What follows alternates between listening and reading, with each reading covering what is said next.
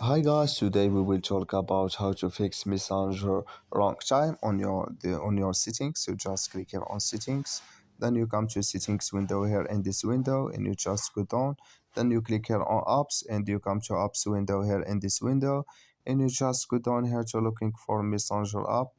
So you just go to find Messenger. We click here on Messenger, then it's going to take us to next window here. You just click here on for stop, then you click here on OK, and you go down, then you click here on storage, and you just come to storage window. You just click here on clear cache, then you click here on clear data, and you just go to Play Store, your Play Store.